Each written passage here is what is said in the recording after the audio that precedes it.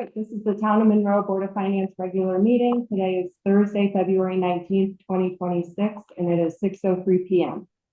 Please note that the meeting will be recorded and made available on the town's website in accordance with state law. I'd like to first start with a roll call. I'm going to start with the Board of Finance. Kathleen Stoffer. Present. Steve Hirsch. Present. Samantha Spino. Present. Nick Sentimentes. Present. Going to be calling in. Nick online. What's his number? 257? Yes. Yes, he's here. Okay. I hear him. Okay, Thanks, Nick, hi. Terry Rooney. Here. Ron Banofsky. Here. Heidi Mead. She is here. Deb Heim. Deb, are you online? Can I touch this? Just to look through? I Okay. up at the top. Yeah. Deb is here. Deb. Frank Duchess. Here. Joe Cobza. Here. Hi. All right, and then on town council, Jonathan Formicella, Present. Kevin Reed, Not present. Ben Duva, Here. Sean O'Rourke, Here. Donna Wales. Here, She's online. She's She's here. Thank Here. you. here, Thank you. Jason Mauer, here. Nina Gagnon. Here. Kathy Koha. No. And Enid. Believe Enid was calling in. I do not see her number at this time. Great. Madam Chair, I need to make a motion to amend the agenda to add new business item 9C, personal property suspense motion. Do I have a second? Second. Any discussion? Good pickup, Steve. Yeah, that was good. I have to do roll call on that. So Kathleen Stoffer. Aye. Steve Hirsch. Aye. Nick Sentimentes. Aye. Thank you. Samantha. Aye. Thank you. Okay. So we'll make sure that that gets added to our agenda. Yep. Okay, so next. Kathy's here. Just as a point of order, for when you have a unanimous vote, if it's even with the, when you have the remote, if it's unanimous, you don't have to do a roll call vote. You only have to do a roll call under the rules. If it's a non vote, so that might speak about. Okay, thank you for that. Nope. Madam Chair, let the record show Kathy Koha, Councilwoman Koha is here at 6:05. All right, thank you. You're welcome. Okay, moving on to our second item, we have our discussion with town council regarding the municipal operating budget and the townwide capital budget. So I know that we've done this every year. For anyone that is new to town council, we've always held a joint session to kick off the review sessions of our budget. Jonathan, I don't know if you had any remarks. Sure. Thank you very much, Madam Chair. And thank you, members of Board of Finance, for having us this evening.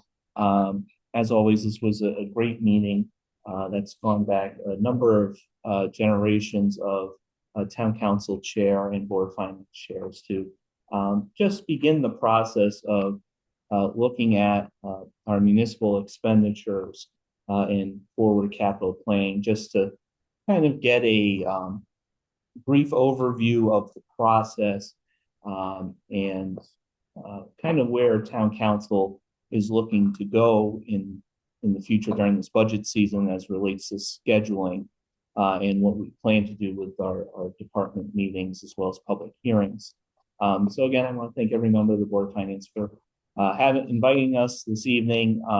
Sometimes it's at Board of Finance meetings, sometimes it's at town council meetings. It just worked out this year based upon schedules that Board of Finance had a meeting this week. So we could meet together before the town council public hearing, which will occur on Monday, the capital project SBC meeting, which will occur on the 25th, and the operating budget department meetings on the 26th. And I'll just go right into that to give everybody the most up-to-date information about the schedule. So at our regular town council meeting on the 23rd, which is Monday, we will have our public hearing on the budget, so we'll begin our meeting as we normally do, but then we will go into the public hearing where everyone will have an opportunity, any member of the public will have an opportunity to speak about the budget in front of town council. Again, this is a town council only meeting, but it's a regular meeting, so anyone can participate during that meeting and speak to town council. Then on the 25th at 6 p.m., that is a subcommittee of the town council, the strategic planning committee, will meet at 6 p.m. To have our capital budget department head meeting, where we will discuss the plan of the departments in their goals and objectives with their capital requests. Where will that be? It will be at town hall. I believe it will be here. One year it was at the library, but it will be in town hall, I believe. Yeah, that's why I asked. Yeah, no problem. And then on the 26th in council chambers at 6 p.m., the town council will have its department meetings with every department beginning at 6 p.m. to discuss the budget. Some of the department meetings will be quick. Some will take a little more time in deliberation, depending on their individual budgets, but we will meet with everyone and we will try to work as efficiently as we can to be respectful of everyone's time. So I would just ask those members of town council that are present today, I'll make a similar statement on the 23rd, if it's possible, just to organize your thoughts on the department you have questions on. And if nobody has questions, we'll move on from that department as quickly as we can, just so that we're respectful of professionals' time and allowing them to go home to their families as quickly as possible, but still doing the town's work as best we can. And then after that meeting, our next meeting regarding budget will be our regular town council meeting on the 9th, which our regular meeting time at 7 p.m. And I anticipate that is the date that we will pass on the municipal operating budget to the Board of Finance, which will be well before the deadline of the 15th, which is what we are required to do. So that is an overview of town council's plans regarding the budget. And again, I thank very much the Board of Finance for having us this evening. That is all. Thank you. Any questions from Board of Finance for town council members? I have a question. Would you like to have another meeting before you pass on the budget to us on the 9th? You know, I don't think that would be a bad idea. I think we will have a better grasp of that maybe after the department meetings on the 26th. Okay. Because I think that will give us a good idea of where we are with the budgetary requests and any changes that will or won't be made at that time. But yeah, I will certainly reach out after the 26th. Okay. To my members as well as Chairwoman O'Donnell and see if that is possible, because I believe there is an intervening week that is free at that point. Okay, thank you. We can always have them at the end before we take our final vote, which is what we've done in the past as well. We can invite you. Right. Oh, there was one other thing that I forgot. And I guess I think most people do know this, but for those that don't, oftentimes we do not get final numbers on like insurance. Right. So I don't have a problem saying this, is that, you know, town council has never had an issue with Board of Finance adjusting that line item in the budget to more accurately reflect the expenses regarding that item. All right, great. Thank you. Thank you. Thank you. Anything else from any of the others? Thank you, Madam Chair. Just a couple of items that I always like to bring up from the Board of Finance perspective of. One is with the infrastructure aspect of things and more on the capital side, especially. What the Board of Finance's goals are for that, and we'll get a little bit into it when we have that special capital meeting, but especially those subcommittee members from the Board of Finance who are on that, who will be a part of that meeting. If you can kind of talk about what the Board of Finance's general goals are when we get there on those items, especially when looking at things like roads and looking at things like buildings, both on the town and Board of Ed side. And what the current Board of Finance appetite is when it comes to things like bonding, when it comes to things like where our current fund balance is and what we're utilizing for this year towards that, whether we think that's a good amount, whether we think we could go up from there, down, whether we should be being more conservative there. So getting those numbers from the Board of Finance, I think would be really helpful on the town side of things. Okay. Also, I think this is certainly a very interesting year coming off of the reval and then coming into the environment that we find ourselves in. It has long been the policy of the town council that when it comes to the Board of Ed budget, that is the Board of Education and the Board of Finance. While we may have comments on it, we don't really act or change things to it because that is not what we were elected to do or the people have entrusted us with. And there's also some questions as to whether or not that would be even right for us to do from a town charter standpoint. But that's definitely something that I think the Board of Finance needs to take a strong look at, and would be my recommendation for the Board of Finance to strongly consider the amount that is wage adjustment, the amount that is insurance adjustment, and being sure that the increase that we do put forward on the Board of Ed, at the very least, covers our obligations to our staff and to our educators. So making sure that that's there, while also taking into consideration rising costs across the board, the spacing issues that we're currently having, and making sure that we come out of this budget not only with covering what we need to for our obligations, but having a long-term plan to address the spacing issues. And while that may not be a part of this budget necessarily in the sense of the amount of dollars we put in, we need to have a plan of how that's going to be budgeted throughout, which maybe includes putting some money each year towards a fund for the school expansions or whatever, a new tool or whatever the case may be. So I think that would be a smart thing for us to consider from the Board of Finance side of how we want a long-term plan, not just this year's budget, but a 5-year, 10-year and beyond. Great, thank you. Thank you. Any other comments from town council? Okay.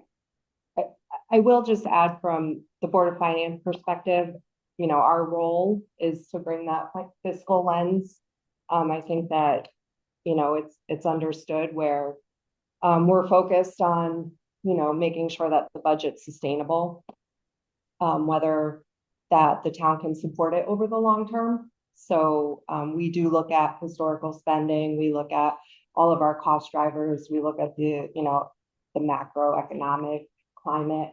And so we do bring all of that into our meetings when we're reviewing at the department level. So ultimately, we do want a budget that's responsible and defensible and that, you know, is taking care of the residents of Monroe. So, so thank you for coming tonight. I think we'll be in contact. Absolutely. And if we want to, you know, schedule another meeting, we can do that. Absolutely. Thank you again. Thank you very much. Question before we move on. Sure. And I don't think Craig's here, but maybe Ron, you have the number for the HR wage adjustment number that's on the town operating side. Do you know how many unions or contracts we currently have in negotiation that would be affected by it? 0? in negotiation right We now? just finished the last negotiation yesterday with the police departments that will be coming So forward. that. We have the supervisors union coming up. Okay, so, great. Then maybe one Police is in there because it was literally just, is in the wage TA. adjustment Yeah, category. yes, yeah. So, then one thing that, if you and Craig and, the police chief can get in contact about is maybe we can, move that out of wage adjustment and into, so it's TA'd right now. The contract hasn't, it Okay. would have to come before you guys to. if we get that done before it leaves Yeah, council, yes. having those numbers and having exactly what that is, so we can maybe move Push it out, things- yeah. push it out of the wage adjustment and have a more true budget as to what and where things are going, would be helpful. And that, do you know, with that 644, 731 number, without getting too much into things that haven't been agreed upon yet, is that still an okay number to be looking at? I think it's an okay number to be, yeah. Okay, thank you. Make a few comments, please. Sure. So Jason, number one, I agree with you on the wage adjustments. I agree with you on the fund balance. That's something that I will make sure we will be talking about, including the designated fund money that is currently in the first selectmen's proposal. You mentioned why the town council doesn't touch the Board of Ed budget. If you go back to the early 2000 charter revision, there was actually a proposal that went to council that gave council the ability to adjust the Board of Education budget. And the town council said, thank you, but no thank you, go back and rework it. And so that never made it into that particular charter revision. In terms of my concerns, I know most people think I'm going to talk about roads, but I'm actually not tonight. I'm very concerned about education, about the reduction. I agree with you on related to the question you asked at the last town council meeting, that the amount of funding being provided in the first selectmen's budget to the Board of Education does not satisfy even the contractual salaries and insurance increases. Obviously, contractual salaries for that, the insurance company. We went to a plan a few years ago that saved the town money. They promised us not these kind of increases, as the first selectman has pointed out many times. Over the multiple years, we've made out well, we're to the good, but we're obviously getting a slam this year, and we're not alone. So we have to deal with the reality that's out there. You're welcome. Any other members of Board of Finance? No. Okay. All right, thank you very much. Thank you very much. I'm sure I'll see some of you Oh, next yeah. week. Town council, you can hang out or you can. Do you want to be out in front? All right, so let's move on to our regular business. So can I have a motion to accept the meeting minutes as presented? So moved. Do I have a second? All in favor? Aye. Nick? Aye. Thank you. Aye. Thank you. Passes unanimous. Thanks, Jason, for that. Okay. Next is first selectman communications. Thank you. Thank you, Madam Chair. Not much to report. The two items that are on the list tonight is Paul Corse, our IT director, has found a way to save us a little money to move from copper lines to a data-based operation. Where is Mr. Corse? Mr. Corse, can you come by and explain exactly what you're planning on doing in that regard? You could stay at Jonathan's seat. There was a second handout for the, yeah.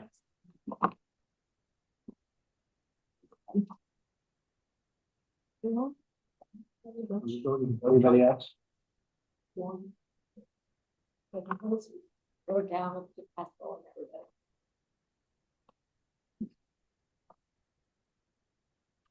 everybody. Anybody else?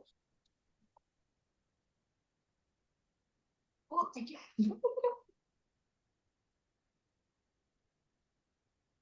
All right. Thanks for coming. Thank you. Thanks for having me. Good evening, everyone. So we're kind of at a crossroads with our telephones or landlines. You may or may not be aware that Frontier, the local phone company, is now partnering with Verizon. You may have seen the commercials. But Frontier has made no secret about the fact that they no longer support copper phone lines, which are basically, it's the same phone line that's in your house, the old style. Now, if you have like cable internet, you may have phone included with that. That's a little bit of a different technology. Anyway, long story short, Frontier really has us over a barrel. They don't want to support the old copper infrastructure anymore, so they just keep raising the rates like tremendously. And it is old technology. While we can't get rid of copper completely everywhere, we can certainly reduce the number of copper lines that we have. Because right now, like I said, it is costing us way too much money for what we're getting. So our phone vendor, Allied Communications, which we've been doing business with for many years now, has a hosted solution that is network IP based. And they use basically a different connection to the world over internet connection for our phone lines. Number one, it's a fixed cost every month. So, and the numbers are all there, but the amount of money we're going to save every month just on phone bills, because now we're going to just use our existing internet connection, will be tremendous. Right now, it's going to be about $88,000 in just the first year. And if you look at the nice little bar graph, that's the total cost savings over 3 years compounding. So we're talking, this isn't chump change. And this is assuming that Frontier doesn't raise their rates yet again. I got January's bills and some of them almost doubled. And when I called Frontier, they said, oh yeah, we sent a notice in your December bill saying that we're raising the rates. And of course, my argument is, well, we're a municipality, like the budget's already set. You can't do this halfway through our fiscal year. That being said, our vendor is also working with us and they're giving us a one-time credit if we can get this project done before June. This is going to involve replacing every single phone town-wide, between the Board of Ed and Town Hall and all the other departments. Is that eliminating all the copper? Not all of it, most of it. Most of the copper. How are we handling the rest of the copper? There's going to need to be copper for things like alarm systems, elevators. These will just be basically what they call POTS, plain old telephone system lines. They also have a vendor that does that. That's not Frontier. Is that included in this number? Yes. Okay. Yes. What do we do with the old copper that we are using? It just gets abandoned. Okay. Yep. That's not something that we can like extract, monetize. Oh. Sell it. You want to have you ever stripped copper before? Because we can go. Because you get more money if it's stripped. Is there a cost to implement this outside what we're seeing here? Yes. So, and hence why I'm here. What I would like to do, and I know you guys are in the midst of the next fiscal year budget.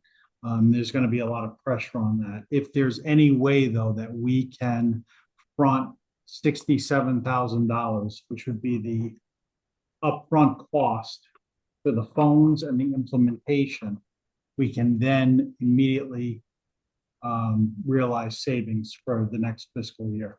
Okay. Can we just, excuse me, I No, just go have a question. I just want to make sure we've covered risk. So if there's no internet, there's no phones. Correct, except for the copper lines. except for the So- copper lines are back up. We'll always have, Yes, in emergency cases, police, fire, yeah, first oh, selectman, absolutely. superintendent will be, The other big piece of this too is that right now, if there's, let's say, an emergency here at town hall or at one of the schools, somebody dials 911. Yeah. They will get a physical address, either 7 Fan Hill Road or, 1014 Monroe Turnpike from Massac, let's say. right, This new technology, well, it's not that new, but this new system will allow us to also pass an exact location right, in the 911. which is awesome. Yeah. But that's if it's online. So Yes. say internet's out, So I want to we, just yep, pinpoint risk for just a moment. That's what absolutely. I'm We have two separate internet connections in town here Okay, that we can flip fairly easily. If one goes down, we can use another one. okay. So we have multiple paths out to the internet. Multiple routes out. Yes, And this will yes, connect in. yeah. Okay, So this is not gonna put any undue load on any of our internet No, connections internally. Okay, so Nope. we've got the internal bandwidth to handle. yes, we do. Yep. okay, Pretty sure that I want. Well, a lot of our phones right now that are desk phones are IP-based phones. So they're using the network, but then they go out copper. So, this would now just go out over the internet instead of So- copper. All of the handsets or whatever you wanna call them.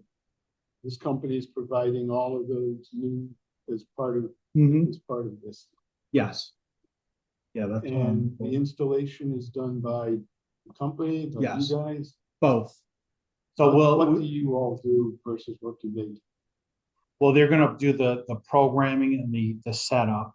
We'll do the physical installation of the phones townwide. is there any training that needs to happen?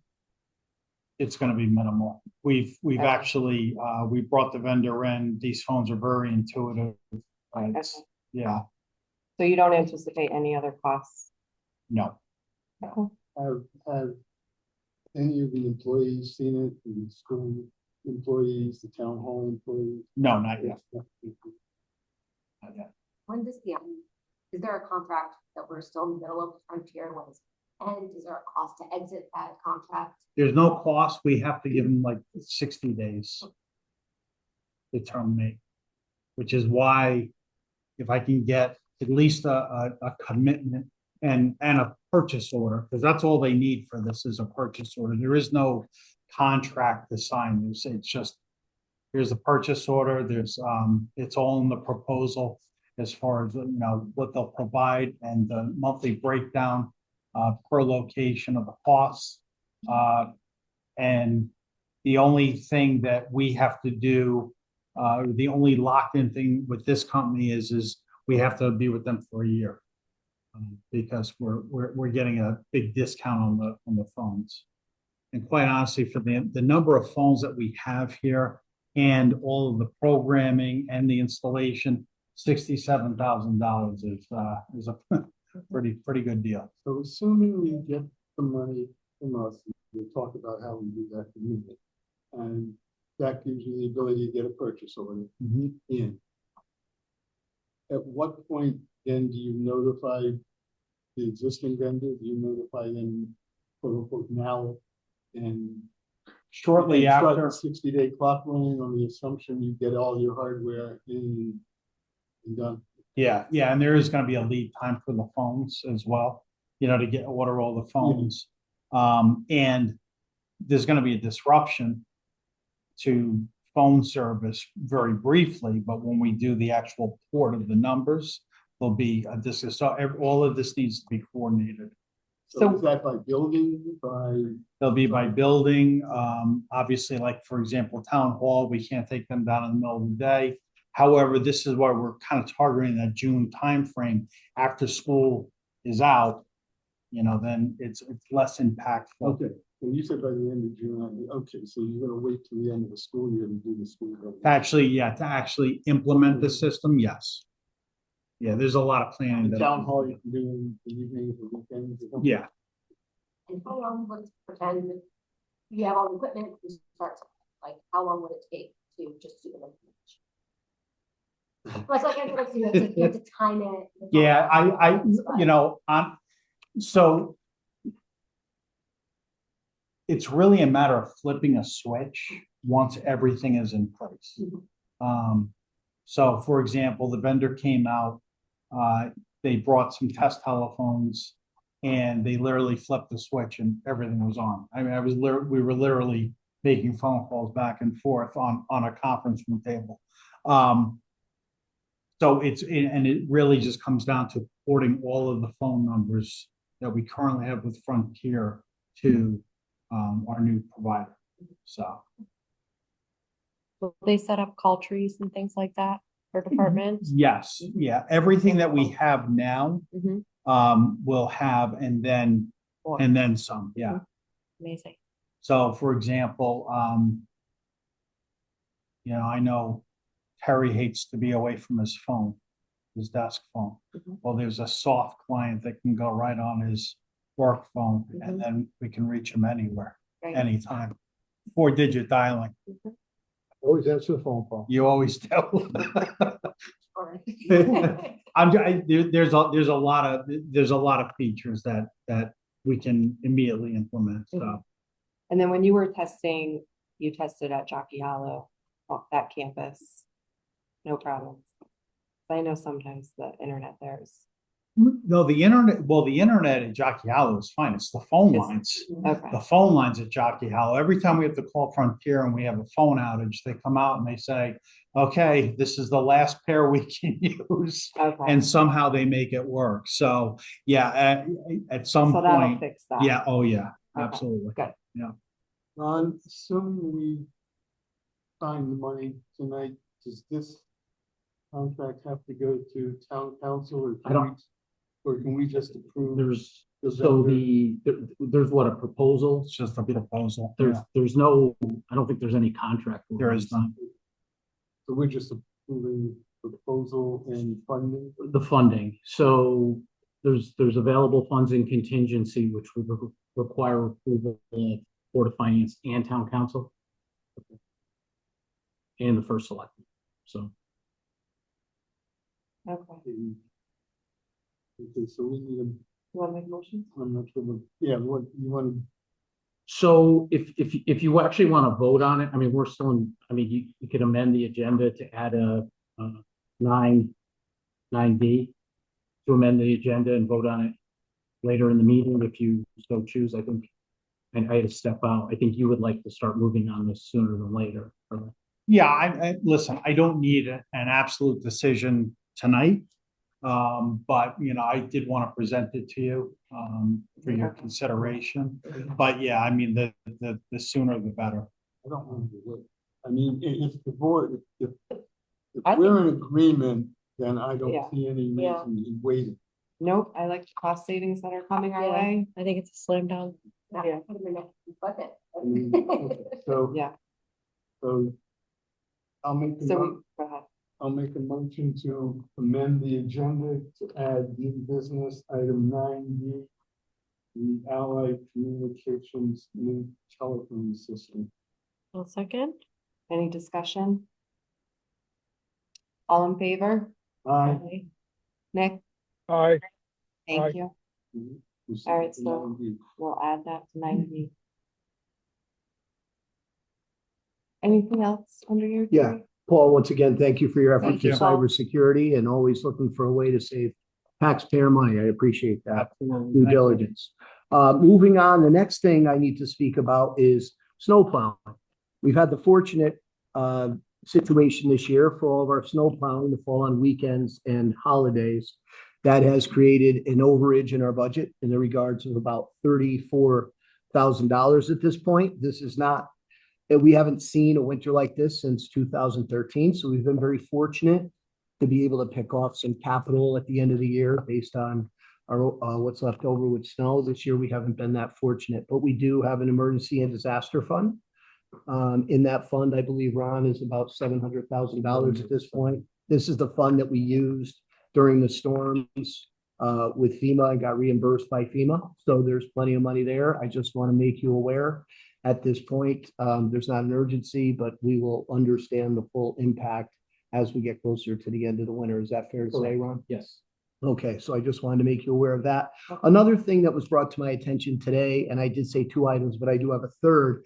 I received an email from Chief Howe of the Stevenson Fire Department, who had a situation with his the garage door yesterday, which limited some response time. I believe we had a quote on that. I want to say it was in the area of $80,000, but I'll get more information for you. I'll speak to him a little bit more tomorrow. He just brought that to my attention, so I just want to let this board know that in the near future, I'll probably be coming to you to talk about it. I will gather more information on it tomorrow. Like I said, I just got Is the that like a information full today. replacement? Well, I think it's on the capital to do them. Okay. I believe it's on the capital to do them.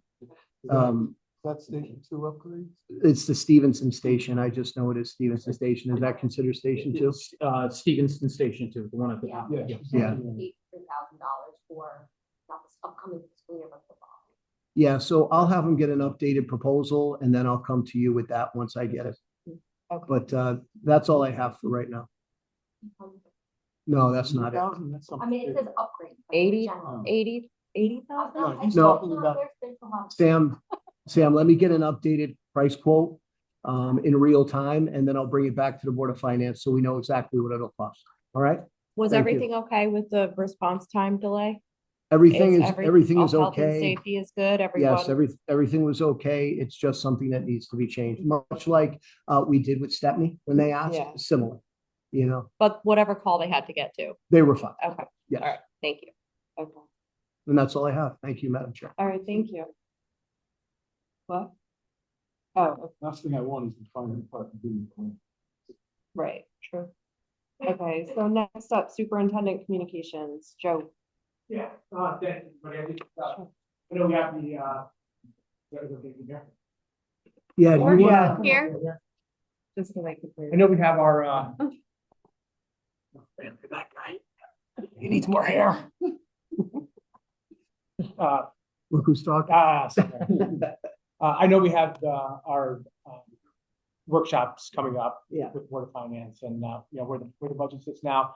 I just want to address, I know, the first selectman, presented his budget, last week, and I just wanted to, put a little context. I know in one of the slides, it showed the difference between the Board of Education budget and the, the municipal budget, over the last 5 years. I totally respect that, and I appreciate everything that this town has done for the, Monroe Public Schools.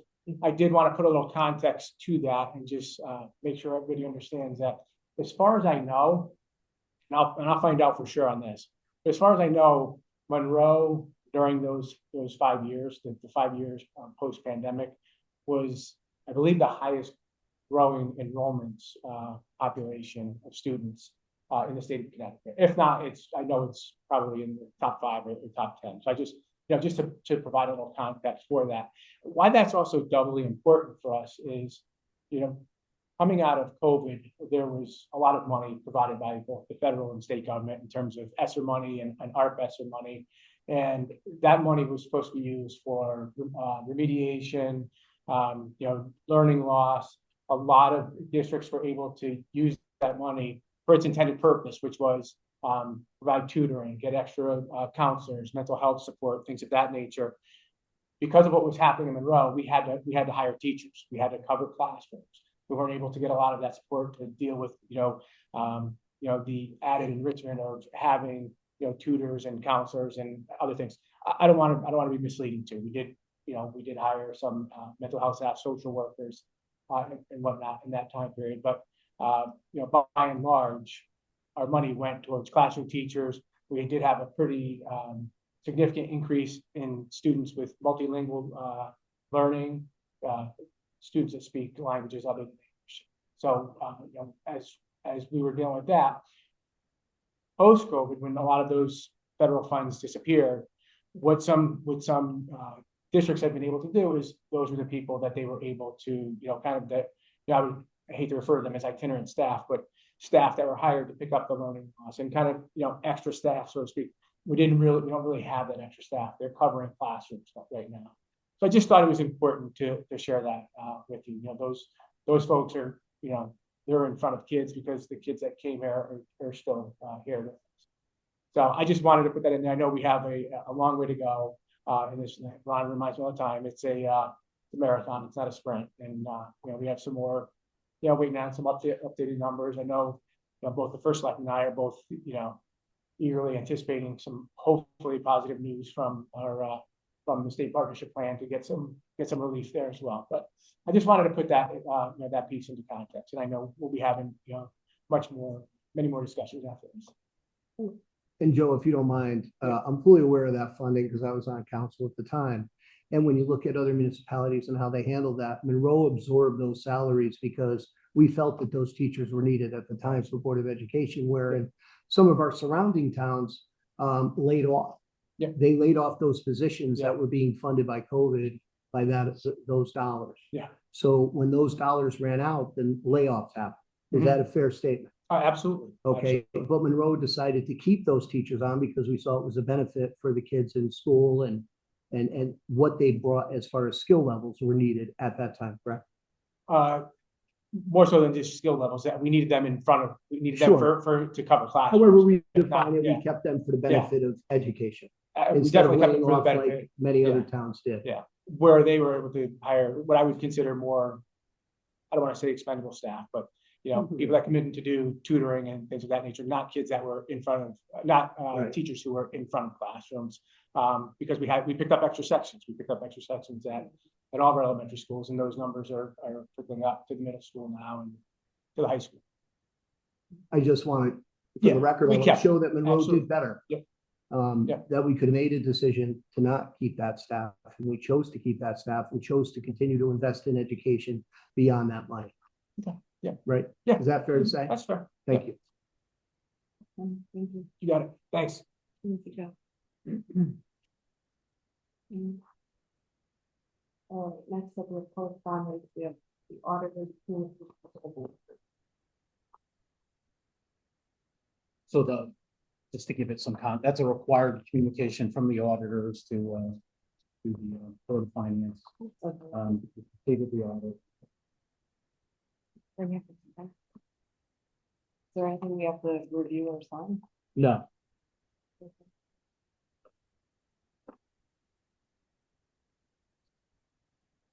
I mean, it's in the correspondence for you, Right. you know, for you to review, but it doesn't require any action. Okay.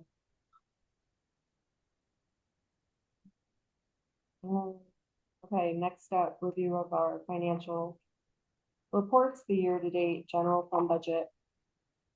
And then the Monroe Public Schools. Is there anything you want? You know, the main thing I was gonna With the bring up snow, yeah. is the snow. I brought it up to the Board of Education on Tuesday. I think there's time to address, like, there's no. Yeah, no, Fine. that was more just to communicate to It's this trending board high. that it's trending, you know, on both ends, you know. Yeah. More so on the town end, but we're gonna go over budget on our snow accounts on the Board of Ed also. How are we doing with material? So far, so good with material, sand and Okay. salt. Yeah. So I will say the company that delivers, I believe the name is Wharton, was behind on their delivery, like many municipalities are. It was being delayed, some shipping delays and things of that nature. I believe we had 1,000 or 1,200 tons of salt and sand being prepared. And we weren't getting it at one point. At this, either it's here or close to on the way. Yeah. In the meantime, we had other municipalities calling us for salt.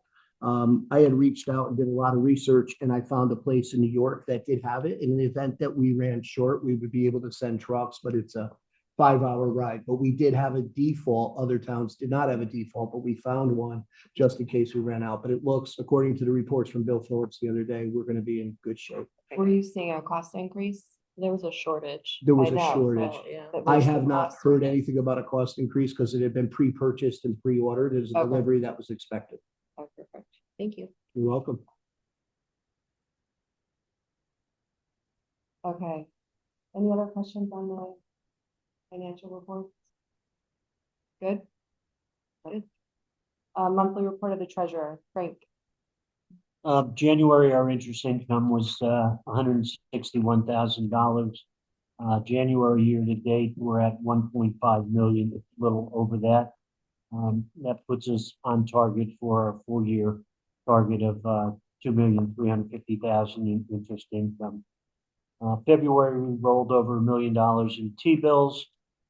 We've rolled that over into a 6-month T-bill at 3.62%. March, we have 5.7 million in T-bills that'll be maturing. Right now, I'm looking at rolling that into 12-month T-bills, roughly 3.5%, which will provide a little bit of a hedge against some of the falling rates that we're going to see.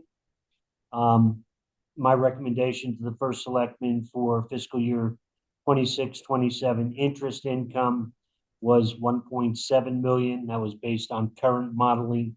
We will do an update before final budget goes out. Just some background information used in terms of developing that.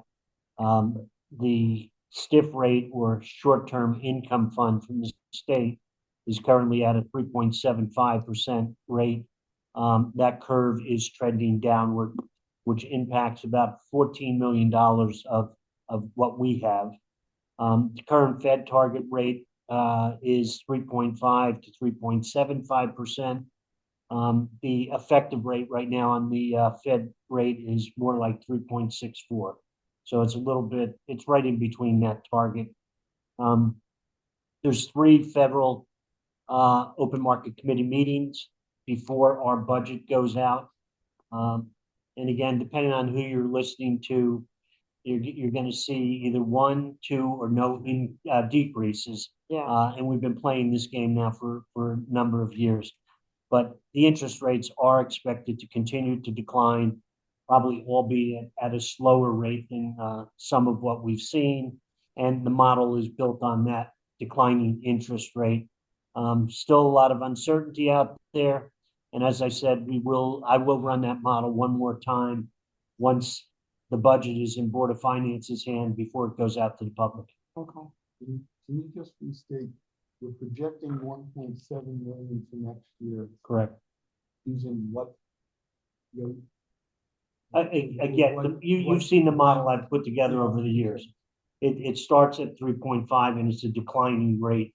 And depending on which one, there's 3 models, depending on which one you use, it'll go down to either 2% or 2.5%. So which one is the one, which one's yielding the 1.7? It's right in the middle. Okay. Yeah, until we get to that point, that's where we are. Okay. The blend for now. Yes. I actually have a question on the report. The top of the page, it says 3 or 4, and the bottom is page 1. Under month 8, it says $918.12. That's just that month isn't there. That's February, right? And we don't have February numbers yet. I was like, yeah, that can't be a full month. No. Okay. Madam Chair, I have a question. Frank, Yeah. for 25-26, what was your projection for fiscal year 25-26? 25-26. What was adopted was 3.2 million. No, 2,350,000. 2,350. So the strategy that you put forth in investing is going to get us to that number. You confidently said that. For this fiscal year, yes. This is more for the people listening. Yes. I know the numbers. Yes. So for next year, 1.7 million. So we're looking at a potential drop of 650,000. Correct. In rate of return. Would that be fair to say that if we're going to lose 650,000 due to homeowners are going to see better mortgages, there's a lot of things that's probably going to free up. However, is it fair to say that that's going to injure the amount that we're going to be able to, that we're going to have in our fund balance to use in upcoming years? Is that fair to say? Well, the fund balance is really a decision of the board in terms of where they're going. But it's any lesser income reduces the options you have of where you're taking your funds from. What I'm trying to show here is that we have seen a very good several years of investment. Oh, we're starting to see decline there. Yes. Which means we have to be a little bit more fiscally conservative in regards to that, because we may not have as much fund balance moving forward as we used to have. Is that fair to say? If you look at it overall, right, your budget's impacted by what your expenses are, and they're going up, Of course. and what your revenue is, which is the input, and that's going down. So you're Okay. being squeezed on both sides of it. Thank you. That's all I wanted to Yeah. make clear. The fund Thank you. balance isn't like declining because our interest rate's going down. We're just not able to No. earn as much interest in the future. Correct. On this particular revenue. But we've been relying on that Yeah. inflow. Yeah, Yeah. Yeah. Strong. I mean, We've been conservative and we've been accurate. exactly. So that's the. And I takeaway. think we're always going to review it like Yeah, that. absolutely. And we've been fortunate in recent years. Again, we've done some things in terms of the way we manage accounts that have been positive. But the reality is you're subject to what the interest rate environment is. You know, no matter who you put in this chair, if you have terrible interest rates, you're not going to do anything, Exactly. right? So we've gone from the point when I came in where in some of our accounts, we were getting less than 1% interest. Mhm. Yeah, I mean, the reality is high interest rates are bad for the individual, bad for the homeowner, bad for the general public, and very good for us trying to earn money. Correct. And when the interest rates go down, everybody in the general public who wants to invest in mortgages and everything, they benefit and the town gets hit. And it's not just Monroe, you know, all municipalities. I'll answer it from the top.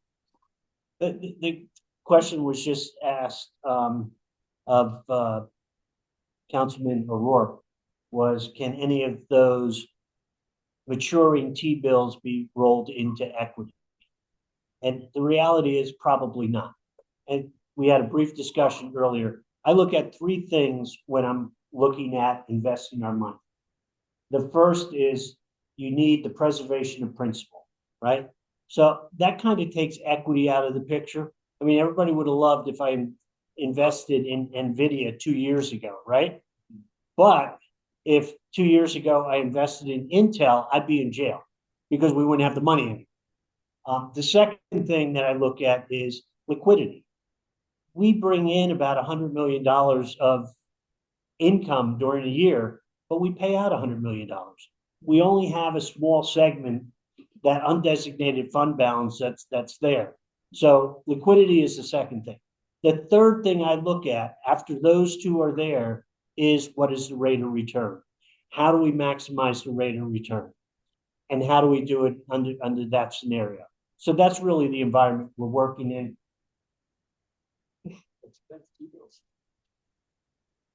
Can you read the questions out loud? The question was spread of the T-bills and the inflation rate. Actually, if you look at the real inflation rate today, the T-bill is actually a little bit better than the inflation rate. By what, 1%? Something like that. Yeah. What's the spread over current on that for the interest rate? If we're going back to, I mean, I would have to look at it. We're probably some are a little bit over 4, and right now probably the low end is right around 3.5. Curious, thank you. But we knew that was coming. Yeah, Yeah. I mean, we've talked There's no about it for surprise 2 here. years. The only issue, the only surprise we have is what do the Fed do and when do they do it? Right. Mhm. Right. And we've been We've been pretty pretty good good. in terms of managing the project. Anybody who says they know what's going to happen with the Fed, It's nuts. and you know, pick a number. What we've been good at is taking advantage of the direction that they've been going and making some assumptions and building it in over time, as opposed to, you know, back of a napkin and say, here's the number and we're going to use it. We've spread it out month by month, what our income is, declining rate, where it's going, and it's brought in some pretty good numbers in terms of our estimates. And that's why we've had the conversation again for the public of what length investments we're having, 6 months, 12 months, et cetera. Right. To maximize, you know, what we think we can get. No. Anyway, No, and T-bills is not, the question is, are we bound by charter to use T-bills? No, we're not. T-bills is one of the vehicles. Right now, we have about 3 things that they're spread across. We invest with the state short-term investment fund. We invest in T-bills. We have some longer-term stuff, which unfortunately is very low interest. That's been on the books for a long time. And then we've negotiated very good rates with our bank, such that they are passing on today to all of our accounts the state short-term investment fund rate. And again, when I came into this office, we had millions of dollars that were sitting out there, and they were getting the passbook rate, which was ridiculous. We were getting like 0.1%. Today, all of our accounts are getting that short-term investment fund rate with Newtown Savings Bank. Okay. You can look at bonds, but in the last year, question is, can you look at bonds? Yes, you can look at bonds. In the last year, looking at bonds, it wasn't a great market for bonds. Okay, Okay. So, all right, we have to move on. I know you gotta move on, it's just a question I wanted to. So we are not allowed to invest any of the town's money into equities in any way, shape, or form. Do I understand that correct? You didn't, no, what I said is, if you look at it, preservation of principle, if you're looking at equities, preservation of principle is very difficult. And because we not only need, there's a small bucket of funds that doesn't come in and out every year. So if you're looking at the preservation of principle, even if you had the ability to move into there, there's a small bucket. But because of the need for liquidity, that undesignated fund balance is there for an emergency. If we had an emergency and we were invested in something that we don't have the flexibility to move on, that creates issues. Understood. Okay. All right, Thank you. any other questions you could take offline, please? All right, thanks, Frank. The monthly report of the tax collector. Deb, are you online? I'm online, thank you. How are you? We are doing very well. We sent out our reminder notices, so everything picked up. From your report, we did have a few more mailings in, so we are doing very well. The only concern I have is on the motor vehicle and motor vehicle sup. We budgeted more than we actually billed. So there's going to be a shortfall there, but I'm hoping to pick it up with the motor vehicle, real estate and personal property. We budgeted Okay, for hold on one second. Okay. Wait, Deb, So- hold on. So we budgeted, say that for again? motor vehicle for Yeah. 5,956. And we only billed 5,864. So we're talking about 100,000 that we didn't even bill for because that's all the assessor had assessed. So it was over, the budget was over what the assessor and everything was. So I can't collect what the assessor hasn't assessed. So we're gonna have a shortfall there. And also with the motor vehicle sub, we budgeted for 850, and with the assessor, with the billing and everything, it came in 835. So that is only a $15,000 difference. But I just wanted you to know from that going into the new year, we have to be a little, make sure the assessor's figures are more correct and everything, because I think a lot of that had to do with the state of Connecticut, exemptions on certain vehicles and no longer billing trailers and stuff like that. And I don't know if all those were in the calculations. So I just, for the next budget year, I don't at this time think we're going to be, I think I'll make it up with the real estate and personal property. I'm not concerned about not making budget. But I just want to let you know going forward that might be, something to look at and make sure the assessors numbers and everything are correct going into the next budget year. Okay. Overall, prior year taxes, I've almost hit completely, so that will be, money in there, and I already hit back interest. So I think we're in very good shape at this time. I just wanted to make you aware of those two factors that kept going in. A lot of that had to do with a lot of people downsizing cars and the values going down. I know the assessor removed a lot of exemptions and everything in the last 2 months. So I think that had a lot to factor into that. Okay, I do have a question when you talk about the Connecticut exemptions, and maybe you know or don't know the answer to this, but were any of those, like, when in the budget season are those enacted? Like, Well, that is. I know, Justin, we were aware of it, but I think it was late in the year that the state of Connecticut, I know he was aware that we, with the assessments and everything, but a lot of the things were, what's the word? I know it's on projections, but we don't know what people got rid of their cars, and a lot of this had to do with people removing their cars and moving out of town. Right, And I'm just asking about Connecticut timing. So Connecticut timing based on, and Deb, I am just gonna jump in here because I think I know what's being asked and what you're trying to explain and the Okay, go ahead. disconnect. So trailers, personal use trailers are now exempt from taxation for motor vehicle, starting with the October 1, 2024 grand list, which was due in the fiscal year ending June 30th, 2026. So the tax bills we all got last July for our cars, not only were all personal use utility, snowmobile trailers, any kind of small trailer, personal use was tax exempt. So it would have been part of the grand list, right? As signed by the assessor in January of 2025. Yes.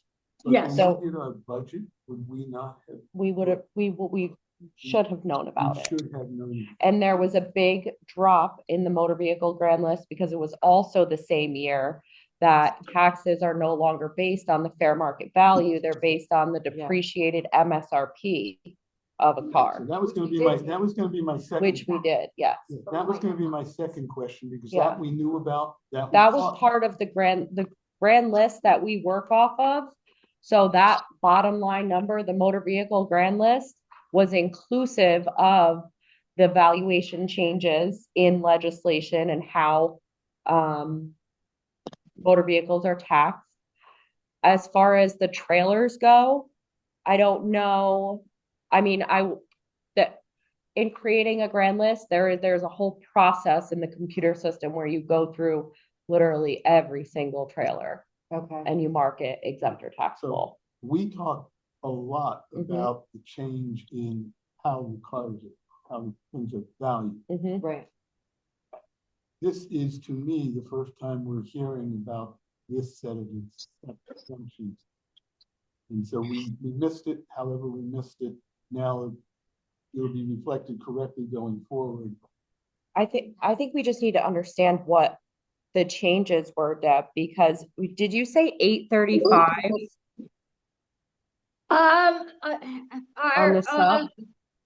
The supplemental, you budgeted 850 and I billed, hold on, 842. So that is not that much of a difference. That's only like 8,000, but as I'm not going to collect every penny of that. So it's going to be, I'm short 8,000 and I'm only going to probably collect family 95% of that. So there's going to be a little shortfall there. But I think overall, because motor vehicle, looking at my February's totals, we are doing pretty good. So I don't think we're going to have a budget shortfall. But I just think I want to make everybody aware that looking at next year's budget, with the assessor, you know, with the calculation. You Yeah. probably should take into considerations that some vehicles are gonna be traded in and removed from the grand list, and I don't think that was taken into play with this year. It's not like real estate, it doesn't go anywhere.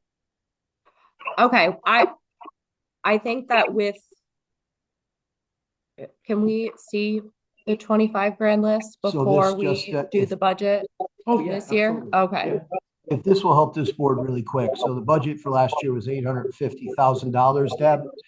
You are Yes. currently $843,911.01. So your collection rate there is 99.3%. Right. I mean, So it your won't be collection my rate is collection rate. 99.3%. I didn't bill that. I only billed 84.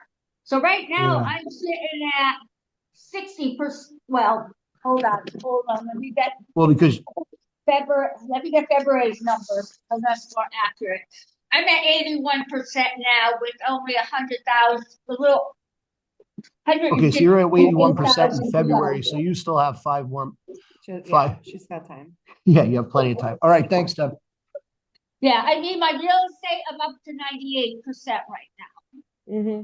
My personal property is right there practically. I collected, let me see, in March's figures. So we might miss, but we'll.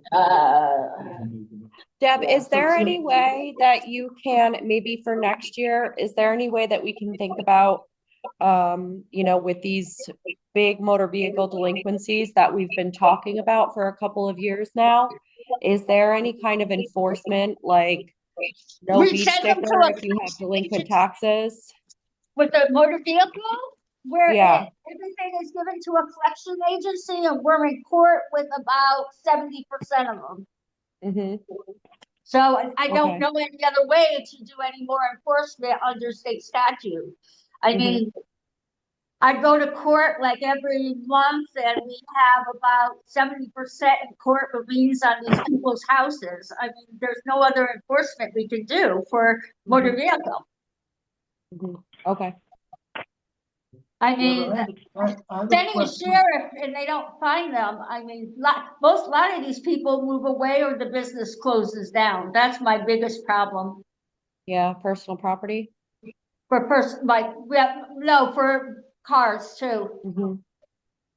Because they're mobile, they move out. And if they don't have the property here in Monroe and they moved away and they don't pay even the collection agency, it depends what state they move to. If it's, if they can collect in that state, it's questionable because some states don't allow you to tax pay in some states. Yeah, Deb, I've got a question on the real estate. And then the courts, I'll tell you what the courts do, it's $25. They might owe me $200, they might owe me $2,000 and the court says $25 a month. Because the judges think taxes are not fair. Okay, Steve has a question for you. Okay. Deb, on the real estate, the pie chart that's in our packet from January the 30th shows 94% collected. Did I hear you say we're now up to 98%? We didn't get some banks in. Right now we're at 98%. Thank you. As of today, we're at 98%. I can give you the as of today, 98% for real estate, 92% for personal property, 90% for motor vehicle, and 81% for supplemental. Beautiful. Okay. All right, I mean, that is as of when I left work today. Okay, that's great. Deb, this is Ron. Are you saying, is that a percent of budget or a percent of collectible? What? No, that's to collections, not to budget.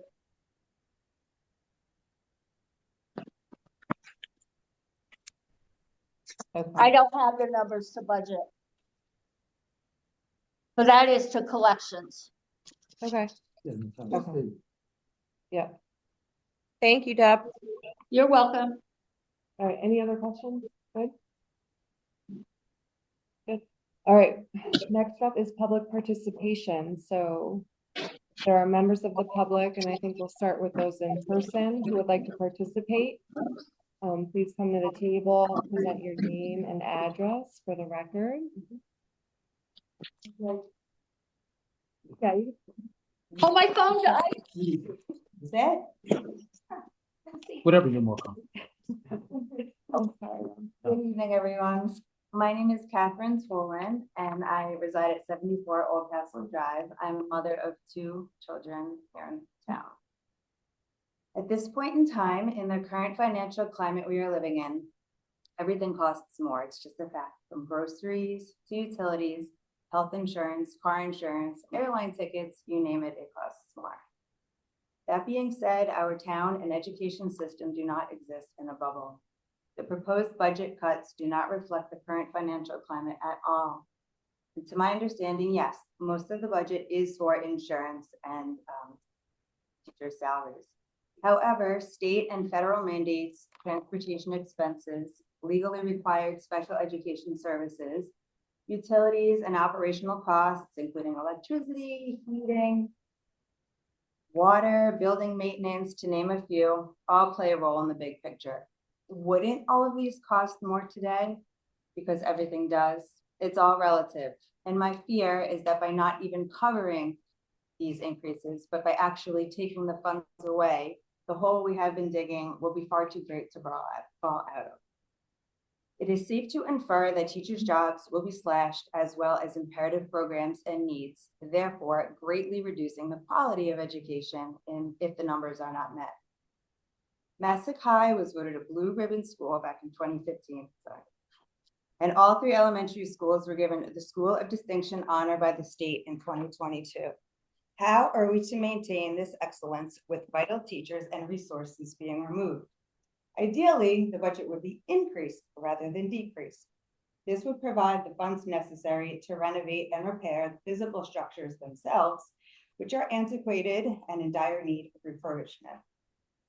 If the discussion of reopening Chalk Hill was moved to the front burner, it could provide an in-house special education program, ultimately leading to spending less on outsourcing students and offering necessary overcrowding relief. The budget was significantly cut last year, and now another year of deep cuts. To what end? And I get it. Who wants their taxes to go up? Nobody. Yet mine have gone up every year. And that money did not go into the schools, the curriculum, the structures. It did not address the overcrowdedness, or the kids are literally reading in the vestibule at Fawn Hollow because they're beyond max capacity. It did not go to the paraprofessionals buying materials for their students on their own dime. And that's not right, and that's not fair. Our students deserve better, and so do we, both as parents and taxpayers. Do you feel this way when your children were in school? Didn't you want them to have the resources they needed to succeed, be given a chance to grow, thrive in an environment conducive to learning, in a town that supported them and believed in their value and had their best interests at heart?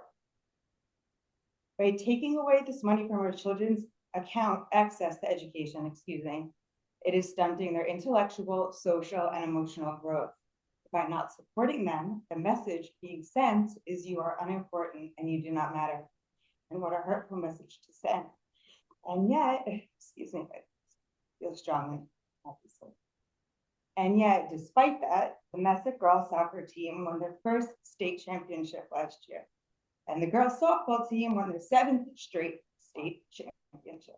Football, hockey, robotics, CAS awards, you name it, they show up. My ask is that you show them. In conclusion, the quality of education directly impacts the value of the homes in the district.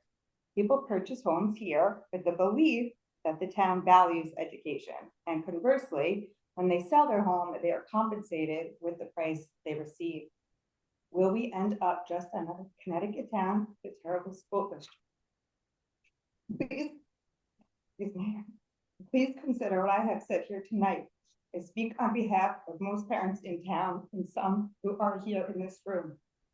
I am begging you not to slash the budget as Mr. Green suggested. You have a choice and vote. As the philosopher Alan Bloom once said, education is the movement from darkness to light. Please help us move from the darkness. Thank you. Thank you.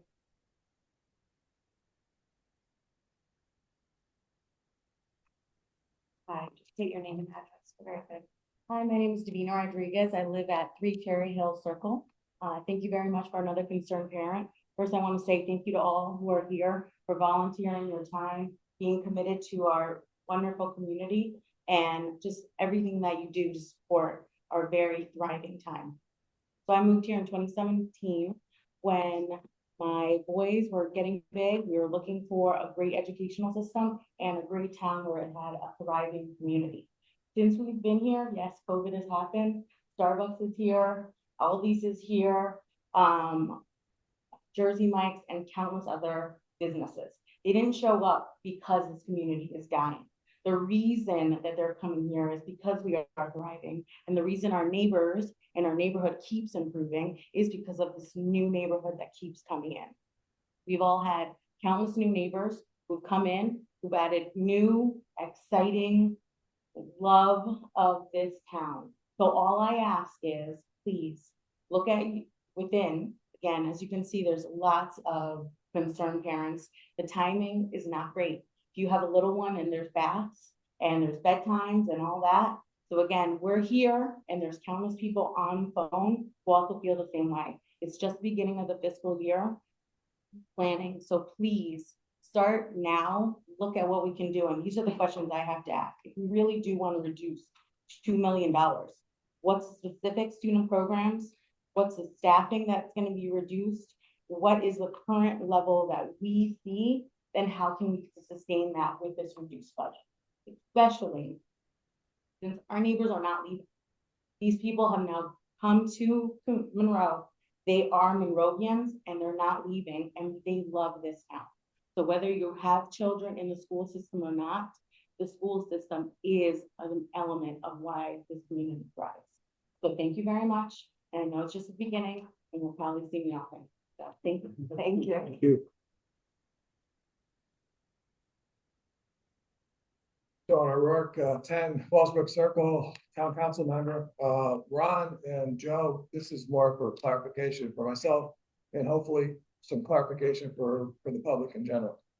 So last year's Board of Ed budget was $74,700,763 with the present proposal of a 2.68 increase, roughly $2 million that would increase by. I guess the one question I wanted to ask over the last 3 years, and I would like for you to assume that the 2.68 increase to apply for this year when you are able to provide the answer, what has been the total increase in the Board of Education budget? On a percentage basis per year, if you'd like, or total, however you want to do it. I think it's in the first selectman's presentation, was it not? Well, my question is a little bit rhetorical, only that, a lot of folks, don't go 300 pages of the budget. They don't follow the Monroe Sun as good as of a job that they do.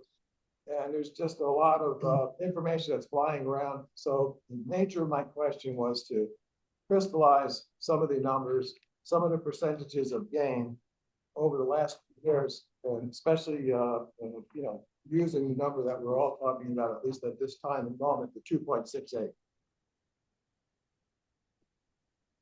Do I still stand up? Yeah, so. Well, we're So not gonna you're do not that gonna do before, that. but we could do that as a takeaway. We Okay. could discuss it. Yeah, that's fine.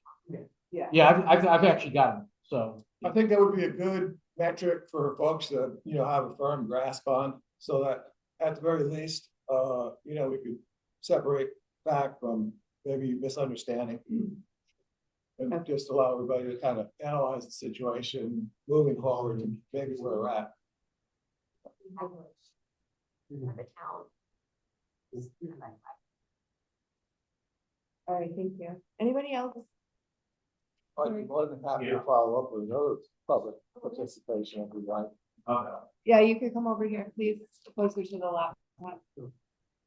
Thank you. I don't know.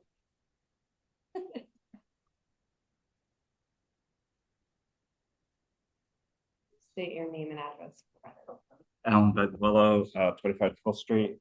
Just some, just some thoughts, regarding the, school budget. I know you guys, you're looking at the numbers on spreadsheets and stuff like that, but, the spreadsheets alone don't, give you much of an indication what's happening in our schools, what class sizes, student needs, special education demands. I think the problem with just utilizing spreadsheets and numbers is that's all it reduces children to. It's just a number on a spreadsheet. I mean, we're talking about kids' education, kids' lives here. So I would hope that some of the decision makers regarding the financial aspects of the school would at least be able to take the time to maybe visit some of our schools. We did that, Dennis, what was it, a few years ago? And it was an eye opener. We saw preschool classrooms with specialists working in closets.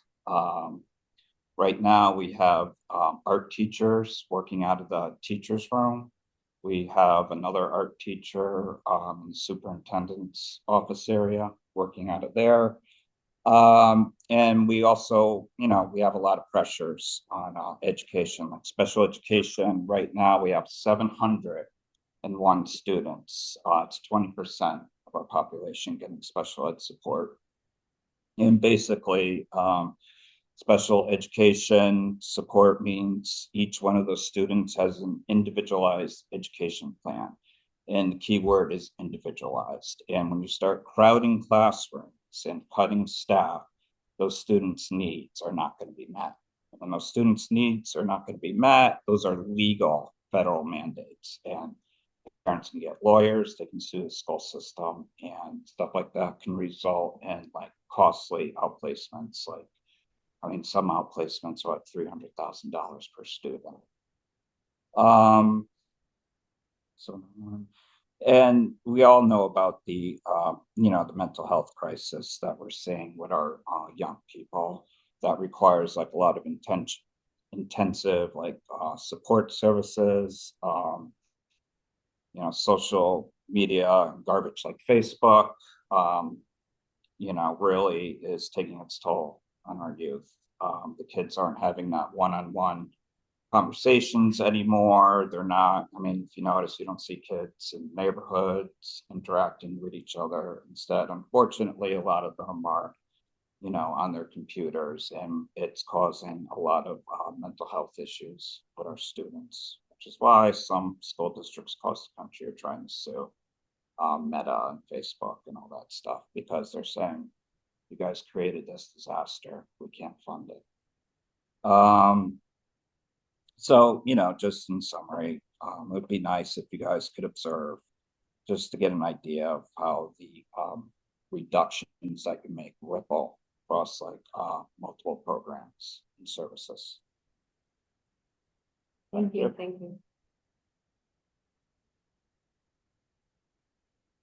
I'd like to, share another little statistic that Sean Ward, 10 Falls Book Circle, town council. Point of order. Oh, sorry. Did I jump in front of somebody? I'm sorry. My apologies. I didn't see you. Sorry, Dennis. Dennis Condon, 9 Staplewood Road, North Connecticut, also chairman of the board of Ed. I understand the task before you guys. I've been on, several seats here. This is a death spot. As Jason alluded to, Sean alluded to, we're trying to fix a problem that we didn't create, right? We can keep whittling away until there's nothing, which unfortunately we have to do, but this problem starts and ends in Hartford. Unless we change things, we got funding for special ed for 2013. That's a while back, right? I think we've had some escalators, right? All of our costs and the costs that we can't control, we've reduced over $100,000 if you look at your budget sheets, right? The ones that Jason alluded to, basically insurance at 15%, Contracts, we got the lowest contract for teachers in Fairfield County and the state. The Board of Ed does a lot before you guys get to see this. I don't know, you know, as they alluded to, you gotta kind of come through these schools and walk. The board itself has met with every department head. We've worked through these things to get these down as well. We're not zero-based budgeting yet, but we'd like to get there. We're doing as much as we can, but we have fixed costs that we cannot accommodate. We can't put a boot out like the fire department to collect money. We have to come to the well to ask. I apologize for that, but there's only so deep you can go. Unless we change things in Hartford, we have over 50 pages of unfunded mandates, right? We have things kicking around now that, you know, they think in 2-year terms, right? They pass a budget, it's like, okay, this goes 2 years. But we have to live past 2 years, right? So those funds keep getting cut, and we keep coming to the well to say, give us more, right? There's no doubt, and it does have impact on everything we do and everything you guys do. So we appreciate your help, asking for it. We need it. It's not a one-person problem. It's not blame the selectmen. It's not blame town council. It's not blame the Board of Finance. It's not blame the Board of Ed. It is us asking for it, but we ask for it based on needs-based, not wants, needs, right? And when you see our capital budget, how we spread it out, we're doing what we need to do to take care of Monroe, 90+ years old, right? You got schools that are 60+ years old. You got steam heat in a school. When was the last time you guys were on a steamship? We got to fix these things. We collectively, right? And there's only so much money to go, but I'm asking you help to help us get through this. And I know it's a zero-sum game. You can only go so low, but we need your help. Thank you. Thanks, Sam. Any other participants in the room? Hello, everybody. Jason Maurer, 44 Stable Ridge Road. I come before you. While I am an elected member of the town council, I'm not here in that capacity. I'm here in my capacity as a resident of Monroe and to talk of my community. Just a little bit about me coming into this. I'm born and raised here in Monroe. I was able to benefit from the excellent school system going through the Monroe Public Schools, where in my last year, I was also the student representative to the Board of Education. I went on from there to Johns Hopkins and worked for Senator Dodd in the Health, Education, Labor, and Pensions Committee. I then went on to write my final paper for political science, where I concentrated my studies on education, on the effects of No Child Left Behind throughout the country, which was entitled at that point, No Child Led Ahead. In addition to that, I come from a family with a mother as a teacher, with a wife as a teacher, and have 2 young kids who will be shortly entering this school system, though they're not quite there yet. What we're seeing, as was alluded to in some of the other public comments, are our needs. It's that simple. That's what we're looking at. And I don't think necessarily the problem start and end in Hartford. I think part of the problem start and end in Hartford. I also think it's a federal problem as well, because we see things. We're talking about a 15% increase in insurance. A large reason for insurance subsidies going up is the lack of affordable care subsidies, knocking people off insurance, which then creates a problem for insurance companies, raising insurance rates for the people who remain on them. So it's a federal and a state problem, and it becomes our problem. And yes, this is a big amount of money, but I've been coming to Board of Education meetings since I was in 4th grade. 4th grade, I went in because the Board of Ed wanted to cut the 5th grade band. And here I come in wanting to play my trumpet the next year. And I came in and as a 4th grader talked about the importance. Now we're not even talking about 5th grade band. We're not talking about cutting specific programs or the amount of that. We're talking about being able to simply pay our teachers. And with all due respect, I don't think the comparison that was made and asked about before of what other towns did with the COVID funding was valid. And the reason is, as this superintendent alluded to, the other towns that were being compared to, they hired people for mental health to work with the specific effects of COVID. We hired teachers because our specific effect of COVID was people coming into our town and our student enrollment going up. This is a permanent problem. This is a permanent situation. And so those teachers need to remain. They couldn't just be cut because those students remained. The other positions were able to be cut because the problems that were associated with COVID, being healthcare issues, mental health issues that were associated with that, weren't an issue anymore. That's not the case in Monroe. And I guarantee you it's not the case in a great number of other communities who also had to keep their teachers, who also saw large enrollments. All that being said, what this really comes down to is we have elections in our town. Our town elected a board of education to deal with the needs of our school. We have hiring in our town where we hire professionals. We hired professionals to tell us what we need from education. They are telling you, these are the bare necessities. This is what we need. And those are the people we should be listening to. Then on top of that, okay, listen to the people because we serve at the pleasure of the people. We have a referendum in this town. Let the people speak. They're coming here to speak to you. They're telling you what they want. Well, then let them speak at the election. Let them speak at the ballot box and cast a vote on a referendum that includes this funding to tell you whether or not that's what the people of the town want. That's what this really comes down to. Thank you. Thank you.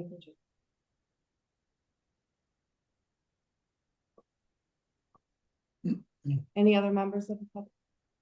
Okay, we do have people on the phone too. I do understand that. I will be very brief. Okay. My name is Nina Gagnon, 160 Pepper Street. I also am a town council member, but I come as a resident, an employee of the Board of Ed. I am a math interventionist at STEM Academy. I have been a substitute teacher at Stepney. I have been in the classrooms. I have seen what kids are working with. I have kids in the system. I have a sixth grader and a fifth grader and a seventh grader. Last year, foreign language was on the chopping block. And thank God my kids have it. And I'm grateful that they have it and that they're learning so much about, in my one son's case, French. I think my other one wants to go Spanish, but we'll see what that happens. But they are thriving with Duolingo and with the things that they're getting from their classrooms. But if you see what these kids are working with, it is astounding where they're working, how they're working, with what tools they have. Most of the time, we barely have any Chromebooks to pass out to students, either because they've been breakages or just shortages. And every single student needs to have a Chromebook, at least at the middle school and high school level. They have to. Every single classroom uses Google Classrooms, and it is a necessity. And if we pull this funding from our students, it's only going to bring our town down. Education is the foundation of our town. Do not pull from that. Because if the foundation is compromised, the town is Come on over.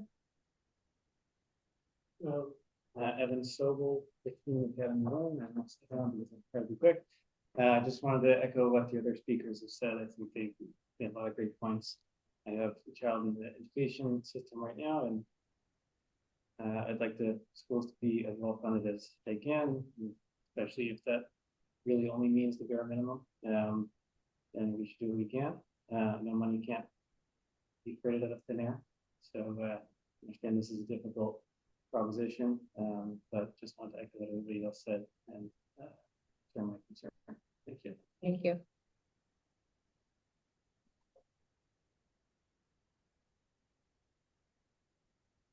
Good evening, Ray Runda, 25 Sunset Hill Drive. I support the funding for the schools. I work for the school system. And I know when we do our yearly budgets, we diligently work very hard to ensure that we put the best plan forward for the taxpayers. So I'm gonna entrust, superintendent here and his staff, and I know they did a good job because I know I do a good job. And we really think about the taxpayers. So if you please consider looking at any efficiencies that you can find and help fund our schools, will be greatly appreciated. Thank you. Thank you. Thank you.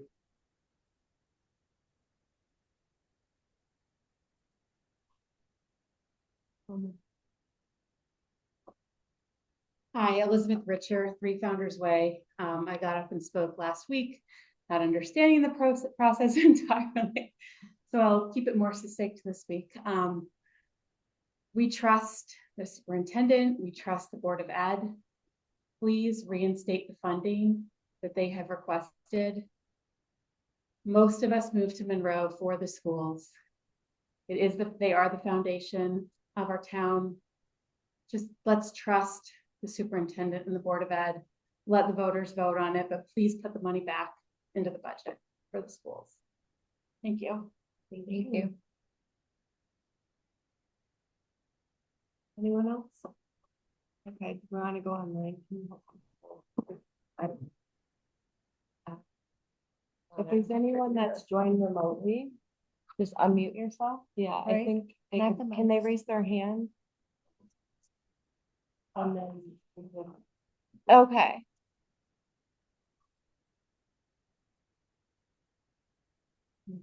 Okay. Hello? Okay. I'm So good to just say your name and your address, please. All right, good evening. My name is Tiffany Locanti. I live at 334 Moose Hill Road. I'm here as a Fawn Hollow teacher and parent. I am here to ask you to restore the full $2 million to the Board of Education's proposed budget. This conversation must begin and end with our students as the primary focus. Superintendent Kobza and the Board of Education have poured over every single line item already to present a truly no-frills budget to the board. The requested increase is not about expansion or excess, but it is largely driven by fixed expenses that are necessary to maintain the people and programming that serve our children every single day. The current increase does not represent growth, but it represents maintaining services in the face of rising costs. Every one of us is dealing with rising costs. The grocery store, utilities, we all feel it. Education is feeling it as well. When we cut funding, it does not show up as a dramatic headline. It shows up as one more student added to a class, larger class sizes, reduce individualized instruction, one less intervention block, and reduced intervention support delays critical early literacy and math intervention. One delayed building repair leads to interruptions to instruction and even potential safety concerns. One less adult available to help a child who is struggling. We know that fewer mental health supports leave students without much needed services. Those small shifts add up and kids feel it immediately. At Fawn Hollow, we have children learning in closets. We have art classes in the staff room.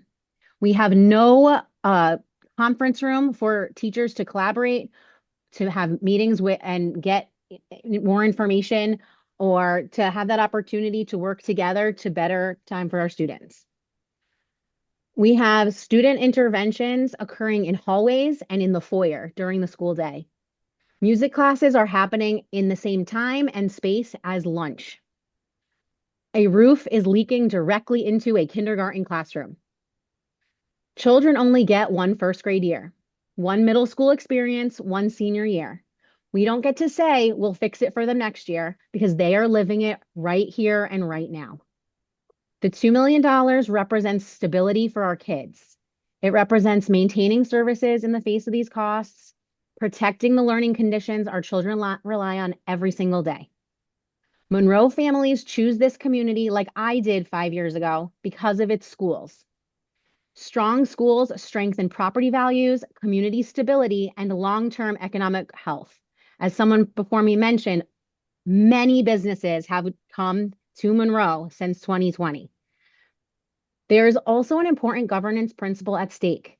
The Monroe Town Charter places final budget approval before the voters at referendum. The people of Monroe are given the opportunity to determine whether the budget is appropriate. Therefore, I respectfully ask, please, please, please stop cutting funds before the people have spoken. I compel you to allow the full Board of Education proposal to go before voters. Let the referendum decide. If the budget fails, lean on the guiding question. Is the budget too high, too low, or just right? Let that answer shape any adjustments, but do not preemptively reduce funding in ways that directly impact students before the community has had its voice. This decision is about our children, about classrooms, and about their opportunities. Restore the $2 million, protect our students, and please let the voters decide. Thank you. Thank you. Thank you. Leah? Oh, here you are. Hi, my name is Leah Dewey. My family lives at 60 Downs Road. Our family is one of the ones that are talked about a lot. We moved here in 2021 when my two sons were entering 1st and 4th grade. We came here from Baltimore because, we had lived in Newtown, but we moved to Baltimore for a little bit and came back because we heard that you guys were doing a wonderful job during the global pandemic.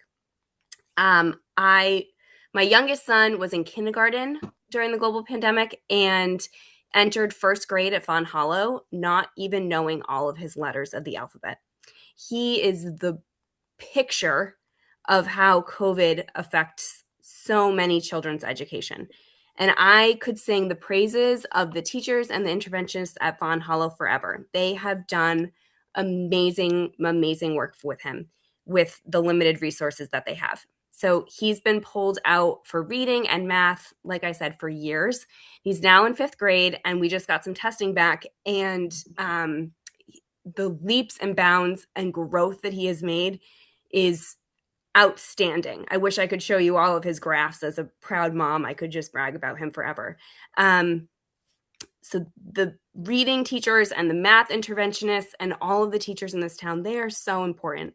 So when you're looking at this budget, I beg you to think about all of these kids, and we're still paying the price for how COVID affected all of these children, and the budget should reflect the needs of our children. Thank you. Thank you. Thank you. All right, is there anyone else on the phone? If you would raise your hand if you'd like to participate. She just. Yeah. All right, seeing none. We're gonna move on. I would like to add one more thing before public participation. All right, I'll. On our work 10 Walls, work circle, our town council, just a couple of little facts that have come up as I've been researching the budget in general, but more specifically the Board of Ed. First, Selectman, maybe you can verify these numbers with regards to the contribution to the Connecticut state coffers. The breakdown, I believe, is what, 39 million on property taxes from Monroe, and then another 16 million in sales tax from Monroe for a total of 65. I wasn't expecting you to ask those metrics, but if you're talking about income tax, state income tax paid to the state for the town of Monroe, it equates to about $49 million. I think currently what we receive from the state is in the area of $6 million. I believe that's including ECS and town aid roads and LoSIP and things of that nature that we get on a reoccurring basis. The sales tax in Monroe, last I checked, is about $16 million they receive the state. So when you look at state income tax and state sales tax, you're probably looking at a total of $65 million that's received from the town. Okay. Sales tax is something statewide, so I don't really look at that as closely, but the income tax for sure. I look at it from $49 million investment into from Monroe to Hartford, and the distribution of $6 million back to the town seems very low to me. I look at many municipalities that are seeing other funding, cities that are getting schools and things of that nature. I do believe that Monroe taxpayers are partially responsible for buying those things and purchasing those things. So, at this point, being a town leader, putting together a town budget that has to take into consideration education, seniors, municipal. My budget doesn't come with a one lens. I have to look at it the macro. How does the entire town look? And one thing that I always land on is the 1,300 state mandates that are required from Hartford. CCM did a beautiful outline of that. We use CCM often for our metrics. CCM said that the state of Connecticut right now, Hartford legislation has created 1,300 mandates on our school. So when it comes down to putting together these budgets, those are including all of those pressures from Hartford legislation. My belief is that if the state of Connecticut would look at small towns and look at the amount of sales tax or the amount of income tax that's paid to Hartford, we should see a little bit of that money coming back to help our budgets, our infrastructure, our special education, our teachers, our equipment, everything that's needed here. The state of Connecticut has the ability at this point to help us significantly. And we have just recently seen the governor keep us flat with excess costs. We are flat with excess costs since 2013. The state of Connecticut, I believe, is collecting $900 million more from 2013 to now. So as Mr. Condon said, and many of other people have said, the reality of this budget, it doesn't come down to anything other than the pressure that's put on education from the state of Connecticut. And regardless of what the opinions are, the political narratives are, I could care less. That is the truth. I Okay, hope so I we're answered your gonna, question. yeah, we're not gonna do we're any not more gonna do Q and A. We can take it offline, or you could, throughout the budget season, you can join again. All right, I'm going to, if there's a last call for anyone on the line, if you would like to speak publicly, please raise your hand on the phone. If I see none, we're gonna move on to the new business items. I don't see any, so, okay. We're gonna move on to new business 9A. And I know Steve, you, Motions, Madam Chair, and new business nine, the motor vehicle dispense. Resolved in accordance with section 12-165 of the Connecticut General Statutes, a list of motor vehicles and motor vehicle supplemental delinquent taxes totaling $133,295.96, as identified by the tax collector's letter of February 2nd, 2026, be placed in suspense as they are deemed uncollectible on the tax records, and that the full list be incorporated into the minutes of this meeting. This is not an abatement of taxes, and every effort will be made to collect. and second. Any discussion? All in favor? Aye. Aye. Nixon. Aye. Thank you. There you go. Okay, Madam Chair, new business 9B, a motion to remove old credit balances.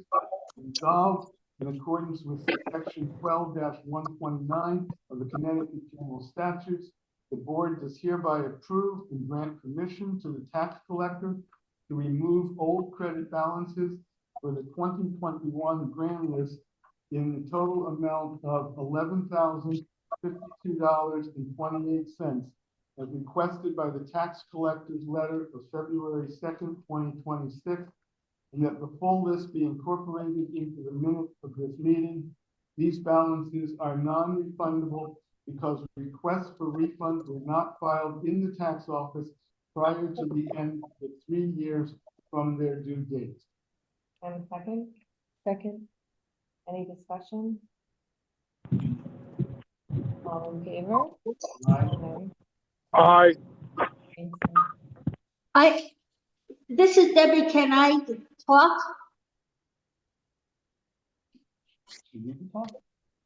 Do you?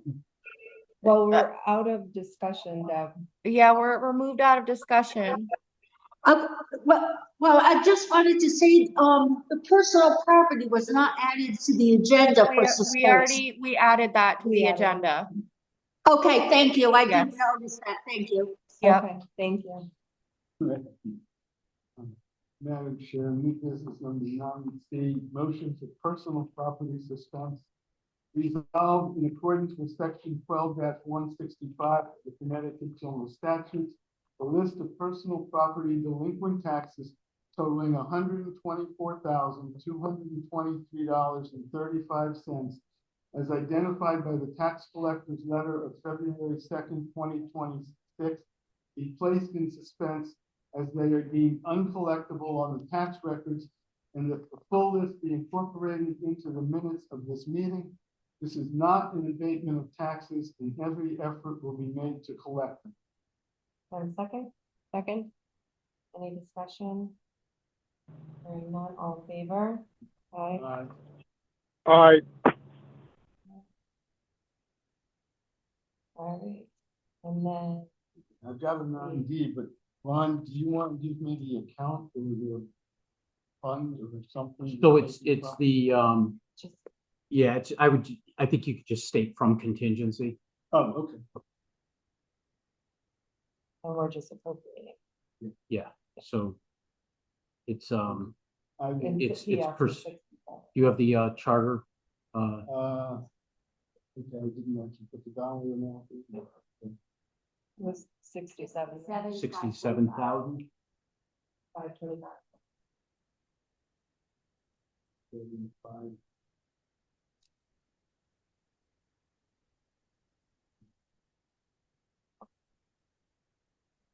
I move that the Board of Finance does hereby approve the proposal from Allied Communications for a new townwide phone system in the amount of $67,525.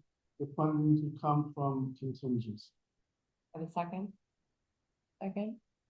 Any discussion? But if I could just state that that's pursuant to chapter 8, section 7I of the town charter. Thank you. Then one point, just to make sure, well, we wanted to make sure that it got into the next town council agenda. I don't know how to exactly state that. Yeah, so the council agenda for Monday is out already, so it'll probably be the next meeting, but yes. And so it sounds like that they can. They'll take care of it. Right. Yeah. All right, all in favor? Aye. Aye. Aye. Thanks, Nick. All right. I just want to thank everyone for coming out, for your participation, for being active in your community. And everyone on the phone, thank you for calling in.